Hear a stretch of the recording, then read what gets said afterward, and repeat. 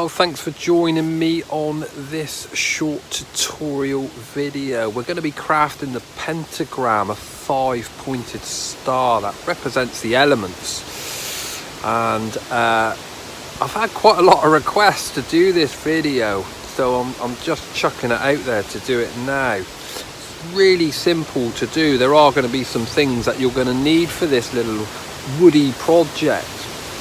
The elements, of course, being earth, fire, air, water and spiritual. Gives you them 5 elements, and I think it's great. I think it's fantastic. But you are going to need a few little things for this project. You're going to need some sticks. 6 sticks is better for this project, and you can see I've just tidied up the ends of these sticks. Now we're getting hammered by a lot of storms at the moment, and where most people are just laying in bed listening to it, the opportunists, the real country people, are thinking to themselves, what actually has just come off the trees and what can I use? So after a storm is a great time to go out and start picking timber and woods that's been blown down for your carving and craft projects. You're going to need some kind of twine. This is hemp. I love the smell of hemp. It's very much a natural cord, and I wanted to keep, you really want to keep this as natural as you can. If you're using sticks, you really don't want to be using paracord and things like that. I think it just ruins what you're trying to create and craft. A small penknife is certainly going to be needed because it's handy for trimming up your sticks. Cutting them to near on the same length. You don't have to be really fussy when you're doing this, and you just literally need to tie these up. And in a minute I'll readjust the camera and show you how to do that. You can see that the sticks are near on of equal length, although you don't really need to be fussy. You can actually go along the forest floor and just pick up sticks for this project. The symbol is one of the oldest symbols known to man. It dates back to the BC times. So it's absolutely fantastic that today we can still keep these traditional makings and craftings alive. So I'll readjust the camera and we'll try and tie it all together. Easier said than done. Sometimes this project can be a little bit fiddly, but perseverance pays off. And I will say, for the guys that are really into their carving and crafting, now's the time you would want to start crafting your sticks. Whether you're going to put all different types of pattern in there, you should do that. I'm going to leave mine as natural as I can, but of course if I had all the time in the world, I could join these sticks together to make sure there was no ties needed by some very clever notching and carving on the sticks. But we're going to tie them together, so we'll have a little go and see how we get on with this now. So the first thing I want to do is try and tie some kind of teepee shape, I suppose, on this. So I'm going to put a binding up here just to keep these sticks together. I just take a bit of cord here, cross it over and then start to tie. And I don't really have to do good ties at the moment. I can just leave this. I just want it to hold in place, giving me long enough to do what I need to do with it. So I just tie it off. Any old shape. I'm going to try and keep the knots all to one side or to one back end. Just makes it better in the long run for when we bind it better.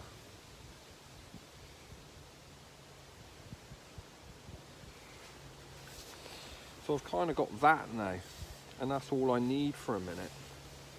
I'll put another knot in there. And then I'll just cut that with my knife. So I've got that. And now I want to kind of come across here with this. Now this is where it starts getting tricky, because now you've got 2 bindings to do. I don't want to pull it right out. That's something that I don't want to do. But I do want to stretch it out as far as I can.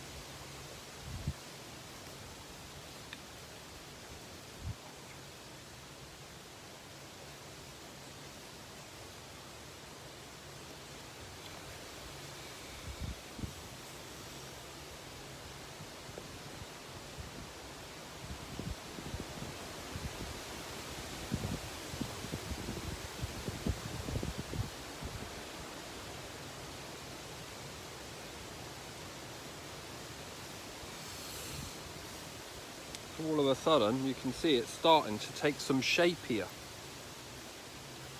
It really is. Just tying a few sticks together. Perfect. And now of course I want to put in my bottom bar, so I'm going to cross over to each one.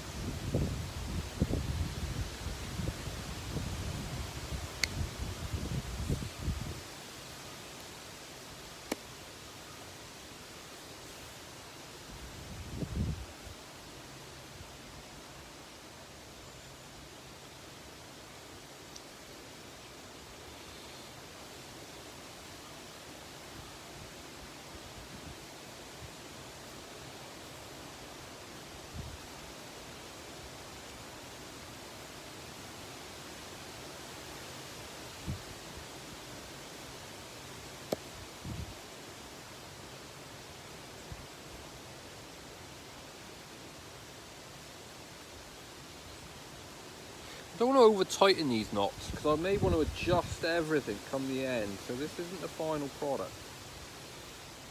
I'm just tacking it in place to where I think it needs to be.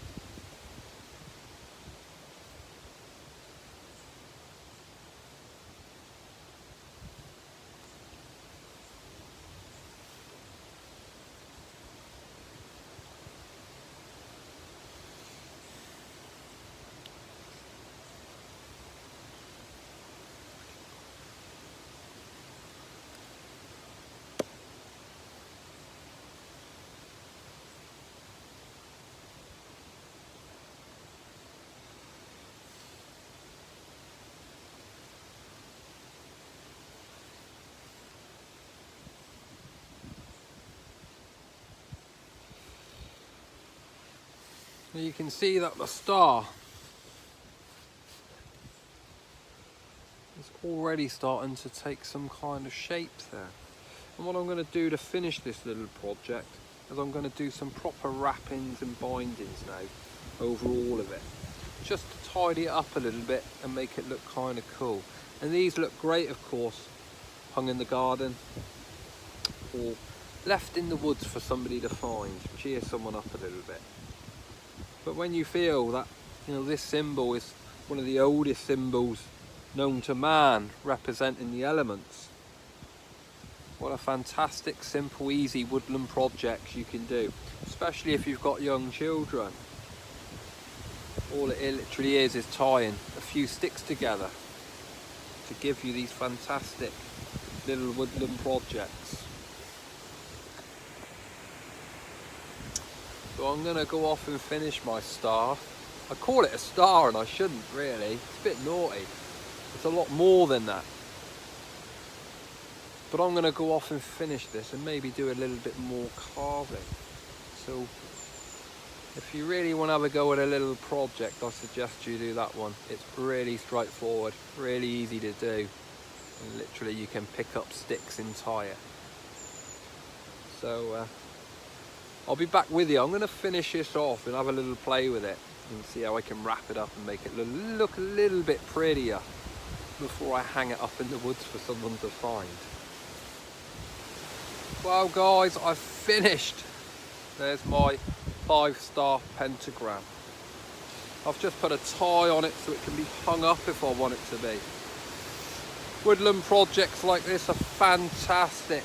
I really had fun just sat out in this little private woodlands that's on my doorstep, where I can sit down and do these wonderful projects. To have this on your doorstep is fantastic.